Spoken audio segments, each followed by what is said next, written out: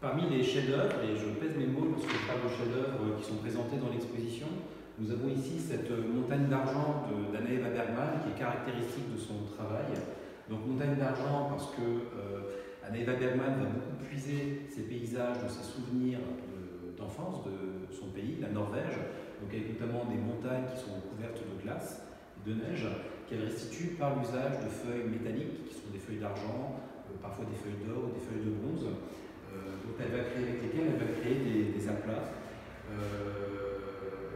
Et ce qui est remarquable dans ces paysages, c'est que alors qu'Anna Eva Bergman vivait vraiment au cœur de l'école de Paris, elle était mariée à Hans Hartung, c'est une des plus belles histoires d'amour d'ailleurs du XXe siècle, de l'histoire de l'art du XXe siècle, ils ont été mariés 2 fois avec Hans Hartung. Donc elle vivait vraiment au cœur de cette école de Paris, et pourtant son travail fait plutôt penser spontanément, esthétiquement, à une peinture qui n'est non pas européenne, mais peut-être plutôt américaine. Spontanément, les spectateurs évoquent Roscoe ou Barnett Newman.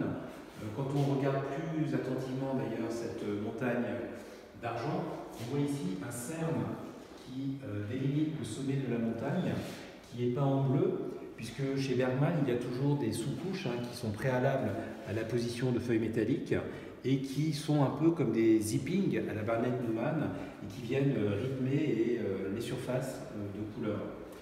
Deux autres exemples de peinture de Bergman, avec toujours l'usage de feuilles métalliques. La série qu'elle a faite dans les années 60 sur les astres. Donc ici on a une lune d'Anna Eva Bergman, elle aussi en feuilles de métal. Et ici un horizon, puisque Anna Eva Bergman se caractérise beaucoup par cette attention à l'horizon, donc une ligne géométrique dans l'espace, avec ici donc un tableau en feuilles métalliques, mais sur lequel elle vient ensuite, avec un lavis, créer une espèce de modulation atmosphérique par-dessus la feuille d'argent.